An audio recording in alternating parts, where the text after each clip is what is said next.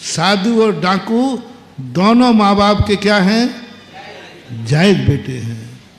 तो माँ ने कहा बेटा वो दुष्ट है, वो ऐसा मानने वाला नहीं है, तू तो बातों में मान जाएगा, तू तो मेरी बात मान जाएगा, तो माँ रावण को समझाओ ना। विभीषण ने कहा, माँ कहती है वो बातों से मानने वाला नहीं है, और यदि मैंने ज़्यादा मनाया ना तो वो मुझे भी निपटा देगा,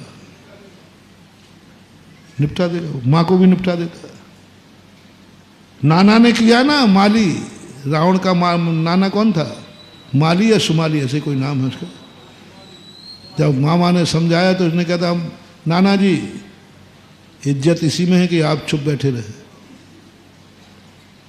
नाना को कहता है, माँ के बाप को कह रहा है कि आप चुप बैठे रहिए, इसी में आपकी इज्जत है, नहीं तो मैं आपकी इज्जत उतारने में भी। नाना को चुप होने लगा। ऐसे दुष्ट लोग दुनिया में होते हैं। माँ कहती बेटा मैं कैसे व्यवस्था बनाऊं, मैं नहीं सुधार सकती रावण को, इसकी व्यवस्था यही है कि तू जाकर राम से मिल जा, और ये रावण जब ही सुधरेगा डंडे से सुधरेगा, बातों से नहीं सुधरने वाला। ये लातों का देवता है, बातों से नहीं सुधरेगा। और बस तू जाकर के राम की कुल्हाड़ी का बैंट बन जा। बैंट जानते? लकड़ी का होता है। वो एक बार शायद सुनाया था कहीं कि कुल्हाड़ी बहुत सारी उतर जाएंगी, तो जंगल के पेड़ कांप रहे हैं कि अब मुझे काट डालेंगे। बूढ़ा वृक्ष कह रहा है चिंता मत कर, जब तक अपनी जाति का बैंट इस कुल्हाड़ी को नहीं मिलेगा ये कुछ भी नहीं कर पाएंगे। कुल्हाड़ी में ज्यादा ताकत नहीं होती, लेकिन 2 हाथ का बैंट मिल जाए तो बस अपनी जाति का। इसलिए जाओ, रामचंद्र जी भी रावण का कुछ नहीं कर पाएंगे, क्योंकि हर व्यक्ति मारने के लिए शीश उड़ाता है, उसके शीश उड़ाने से वो मरने वाला नहीं है। यही तो आश्चर्य है, रावण के 10 शीश काट डाले लेकिन फिर शीश आ जाए, फिर शीश आ जाए। माया भी था। रामचंद्र जी कुछ नहीं कर पाएंगे बेटा, सीता बच नहीं पाएगी, ये मरेगी। रावण को तो स्वीकार करेगी नहीं, प्राण जरूर, तो ये मरेगी लंका में। और एक सती का लंका में मरना, लंका भस्म हो जाएगी जिस दिन सती यहां प्राण त्याग देगी। धर्मात्मा व्यक्ति यदि कष्टों से प्राण त्याग दे, समझ लेना उस चीज का, उस देश का विनाश होना निश्चित, मर जाएगी। और इसके बिना राम भी, बोल दो ना, वो नहीं रह पाएंगे, सब कुछ मिट जाएगा। जा कुल्हाड़ी का बैंट बन जा। मां कह रही है देखना, प्रकृति मां के ऊपर घटा रहा हूं मैं। मां रावण को जन्म देने वाली मां कह रही है रावण को कोई नहीं सुधार सकता, रावण को सुधारेगा तो दंड सुधारेगा। ये लातों का देवता है, ये बातों से मानने वाला नहीं है। माँ ने समझाना नहीं उचित समझा। विभीषण ने कहा माँ आप समझा दो, बड़े भैया है। बोले नहीं, वो मेरी बात भी मानेगा नहीं, वो उनसे मेरे बाप की बात नहीं मानी तो मेरी क्या मानेगा। भेज दिया। रामचंद्र जी कुल्हाड़ी थे और विभीषण भाव पक्ष लगा ना, भाव बैठो कुल्हाड़ी किसी को नहीं बता रहा हूं, एक उदाहरण से समझा रहा हूं।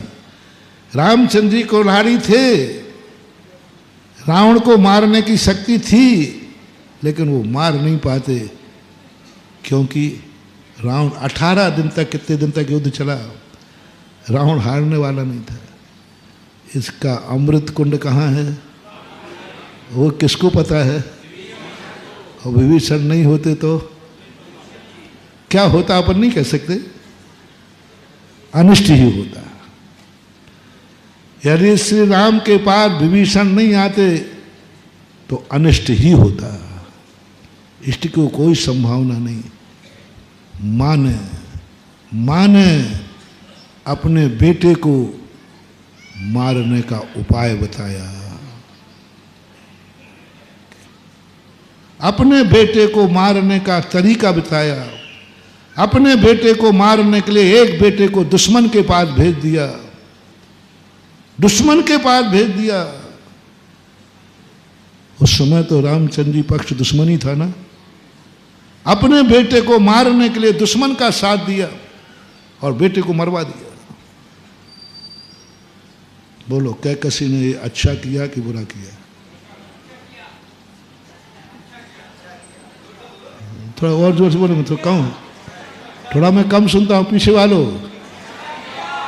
हाँ हाँ, यही तो शायद। अब मैं तुम्हारी मम्मी से बात करता हूँ, क्योंकि अब वीडियो में आ गया। तुमने कहा अच्छा किया, अपने बेटे को मारने के लिए एक बेटे को दुश्मन से मिला दिया। तुमने कहा अच्छा किया। अब मैं निपटाता हूँ तुम्हारी मम्मी को। अब तुम बेटा करो गड़बड़ काम। अब यदि तुमने गुरु की बात नहीं मानी, बातों में नहीं सुधरे, अब सुन लो काम सुन, यदि तुम गुरु की बातों में नहीं सुधरे, तुम जिनवाणी की बातों में नहीं सुधरे और तुम माँ की बातों में नहीं सुधरे, ओहो ओहो महानुभाव सावधान। यदि माँ कभी तुम्हें कह दे ये बेटा मेरे बस में नहीं है, समझ लेना इसी का नाम रावण है। किसने कह दिया माँ ने? माँ तो वो होती है, कोई भी शिकायत करने आए, हाँ कोई बात नहीं, मैं अपने बेटे से कह दूंगी, वो मेरी बात। क्या आपको अपनी और कुछ धर्म करो रे न करो, कम से कम इतना तो प्रयास कर लो कि माँ सारी दुनिया से कह सके मेरा बेटा मेरी बात मानता है। मेरे कहने के बाद वो कर ही नहीं सकता, पक्का है, कर ही नहीं सकता। यदि इतना भी तुमने कर लिया तो जाओ, तुम जन्म जन्म तक कभी अनाथ नहीं होगे, कभी अनाथ नहीं होगे।